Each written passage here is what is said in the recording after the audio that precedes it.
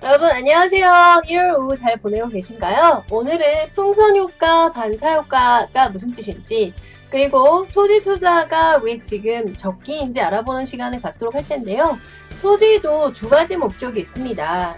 본인이 내가 실수요, 내가 가서 건축을 짓고 그쪽에서 내가 살겠다, 아니면 건물을 지어서 내가 임대료를 받겠다, 이런 실수요와, 아니다, 나는 시세 차익을 볼 것이다, 시간을 두고 보유한 다음에 내가 시세 차익을 받고 땅을 팔 것이다, 이런 두 가지 목적이 있기 때문에 그거를 구분해서 여러분이 입지 분석과 또 투자 자본 규모를 정하셔야 됩니다. 그래서 오늘은 오마이뉴스에서 제가 발췌를 했고요. 두 가지가 똑같은 토지지만 바라보는 관점에 따라서 여러분께서 다가서는 방법이 달라야 되고 전략과 전술이 달라야 됩니다. 그래서 목적을 정확히 하고 내가 어떤 이유로 토지를 바라보는지 그 접근법이 다릅니다. 그래서 그거에 대해서 오마이뉴스 출처 기사를 보고서 서민 부자 접근법에 대해서 알려드리도록 하겠습니다. 집중해주세요. 여러분, 은행 잔고가 이렇게 황금이 넘쳐나는 그런 잔고가 되었으면 좋겠습니다. 그래서 오늘도 서민 지주의 생존 투자, 토지 투자 성공하려면 목적을 명확히 해라. 방향을 정해서 여러분이 내비게이션 운전하실 때도 목적지를 딱 정하잖아요. 토지 투자도 접근 방법이 크게 두 가지로 나뉘고 있습니다. 그래서 그 두 가지가 나는 그냥 시세 차익 볼 거야, 이렇게 보는 투자자들도 있고요. 아니야, 나는 직접 가서 건축을 지을 거야, 건축을 짓고 내가 뭐 거주할 거야, 아니면 뭐 임대료를 받을 거야, 이렇게 크게 두 가지로 접근법이 있습니다. 이 두 가지의 접근법은 좀 확연히 다른데요. 똑같은 토지지만 바라보는 관점에서 1번 관점과 2번 관점은 접근법과 전략이 달라야 되는데 한번 알아보는 시간을 갖도록 하겠고요. 기사는 2020년 3월 24일 오마이뉴스에서 발췌를 했습니다. 자, 우리가 어떤 행동을 할 때 어떤 이제 액션을 취하는 게 굉장히 중요하잖아요. 제가 요즘 부회출월 차선을 읽고 있는데 거기서는 이론을 아무리 많이 알아도 자기가 실행하지 않으면, 실제적으로 자기 삶에 응용하지만 아무런 의미가 없다라고 하시더라고요. 그래서 정말 액션이 중요하구나. 하지만 액션도 방향 설정이 잘 되어 있습니다. 그래서 목적에 맞는 행동을 해야 되는데, 땅을 구입하려는 목적 크게 두 가지라고 제가 앞서 말씀드렸습니다. 먼저, 난 건물을 지을 거야. 내 집 내가 예쁘게 내 스타일대로 지을 거야. 건축 목표의 토지인데요. 그러신 분도 있고, 나는 이쪽에 상가 건물을 지을 거야, 여러 가지 목적이 있겠죠. 그래서 건물을 짓는 땅, 그럼 여러 가지 절차가 들어갑니다. 최우선은 건축물을 지을 수 있는지 없는지, 인허가 문제가 있는 거죠. 당연히 기본적으로 도로에 접해 있어야 되고, 이 도로의 종류도 굉장히 많습니다. 그래서 제가 조만간 도로의 종류에 대해서도 국도, 공도, 뭐 지적법상의 도로, 관수법상의 도로, 현황 도로, 여러 가지가 있는데요. 그거에 대해서 아무 도로나 건물을 지을 수 있는 것이 아니라 이 폭에 따라서 또 여러 가지 지을 수 있는 규모가 달라지기 때문에 요거의 도로에 대해서는 제가 조만간 올리도록 하겠습니다. 그리고 건축물을 지을 수 있어도 내 마음대로 뭐 5층, 7층 이렇게 지을 수가 없어요. 건폐율과 용적률에 따라 다른데요. 건폐율이라는 거는 이 수평적인 넓이를 뜻합니다. 내가 100평 땅을 갖고 있는데 여기다 꽉 차게 건물을 지을 수는 없어요. 건폐율이 40%다 그러면 40평에 지을 수 있는 거고, 용적률은 높이라고 생각하시면 돼요. 내 마음대로 50층까지 지을 수 있는 게 아닙니다. 용도 지역에 따라 좀 다른데요. 그리고 여러 가지 이제 인허가의 문제가 있습니다. 그래서 매입하는 대상 토지가 현재 어떤 용도로 계획되어 있는지 당연히 토지 이용 계획 확인하셔야 되고, 여러 가지 등기상 또 확인 절차도 있으셔야 되죠.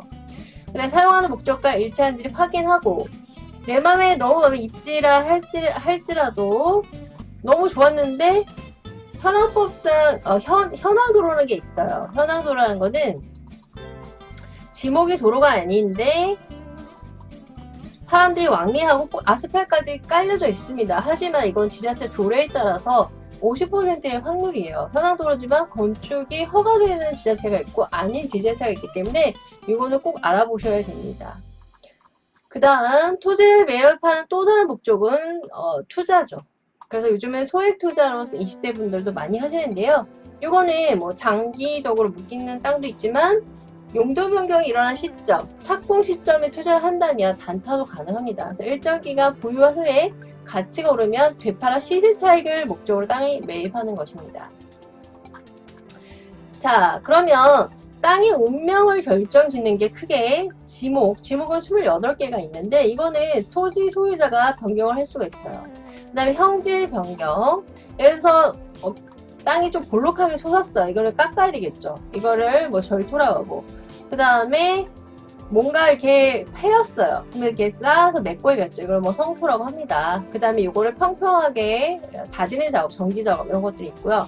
용도 변경에서 이게 시세 차익이 굉장히 많이 일어나는데 용도 변경은 이거는 이제 민간이 자 여기서 제가 나눌게요. 이 두 가지는 민간이 할 수 있죠. 이건 지자체나 국가 권력에서 할 수 있는 것입니다. 이거는 그래서 28가지 지목이 있어요. 그래서 공부상 지목을 뭐 전답을 뭐 대로 바꾸겠다. 대로 바꿔야지 이제 건축을 행위를 할 수 있는 거죠.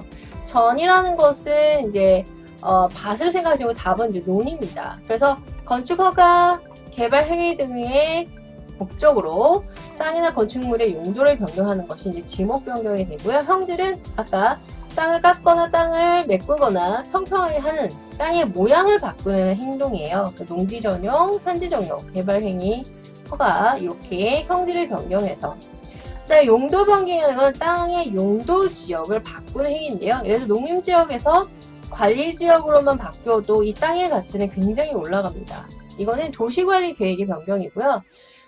보시면 지목 변경이 나왔습니다. 예를 들어서 지목 변경은 토지 소유자가 할 수 있어요. 그래서 지목 변경은 5월 이내에 해야 되고요. 토지 소유자가 할 수 있고 서류 검토 및 현장 할인.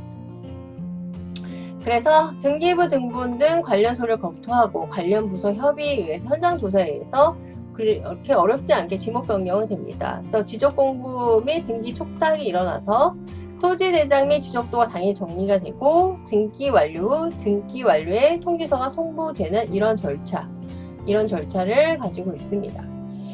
자, 다시 한번 정리하자면 지목은 28개가 있다. 이거는 토지 소유자가 바꿀 수가 있다. 형질 변경도 마찬가지다. 하지만 용도 변경 이쪽은 지방자치단체와 국가 권력으로 하는 것이다. 이거는 민간인이 할 수 없는 영역이다. 이렇게 되겠습니다. 그리고 시세 차익을 보는 투자 용어로는 용도 변경이 일어났다. 비도시 지역이 도시 지역으로 변할 때 시세 차익이 엄청나겠죠. 자, 그러면 땅값이 왜 뛸까 알아보시면요. 지목을 변경해도 예를 들어서 논이었어요. 근데 이거를 이제 대로 바꾸겠다. 그러면 당연히 대는 건물을 지을 수 있기 때문에 땅값이 올라가겠죠. 용도 변경 이거는 이제 지자체에서 하는 거겠죠. 예를 들어서 계획관리 지역이었는데 이것이 도시계획상으로 예를 들어서 2종 일반 주거지역으로 바뀐다. 그럼 비도시 지역에서 도시지역으로 바뀌는 거죠. 이렇게 점프하는 확률은 굉장히 드물지만 발생하고는 있습니다. 그 다음에 주변 호재, 역세권이 돼버린다. 뭐 이런 식으로 가치가 예를 들어서 신공항 주변이다. 뭐 국제항 주변이다. 그래서 개발이 뭐 착공이 들어갔다. 여러 가지 이유가 있겠죠. 뭐 산업도시가 들어온다. 예를 들어서 뭐 레고랜드가 5월 내년 개장하잖아요. 뭐 그리고 이쪽에 4차 산업 혁명에 관련된 뭐 자율주행도로가 들어온다. 이런 여러 가지 호재가 있을 때 가치가 상승합니다. 그리고 뭐 도로가 2차선이었는데 4차선으로 넓어진다. 이런 것도 당연히 땅값이 뛰겠죠.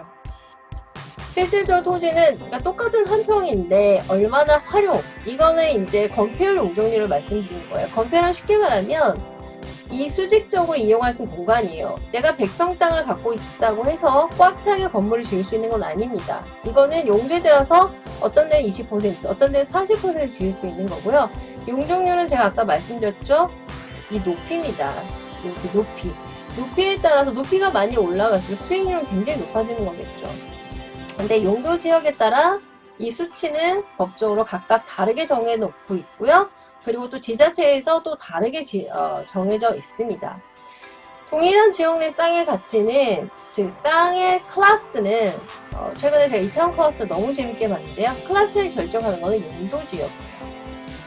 그래서 시세 차익을 원한다면 현재보다 또 미래 가치. 예를 들어서 계획관리 비도시 지역의 땅이었는데 이것이 도시 지역으로 땅으로 바뀐다. 이럴 때 시세 차익이 엄청나게 올라가겠죠. 그래서 건축을 내가 가서 집 지을 건데 이 목적과는 같아서는 안 되죠. 같을 수가 없는 거죠. 그래서 시세 차익은 모양이 중요하지가 않습니다. 그래서 현재 땅의 모양 가치 이용 계획보다는 그림을 그릴 줄 알아야 돼요. 이 땅이 앞으로 예를 들어서 평택한 배후도시 신영리 단지가 신영리 쪽이 토건같이 될 것이다. 초고층 건물이 들어설 것이다. 이렇게 미래를 그려볼 줄 아셔야 됩니다. 그래서 뭐 예를 들어서 상업지로 이제 시가 예정 용지로 찍혔기 때문에 내년 중에 우리가 상업지로 예상을 하고 있는 곳이죠.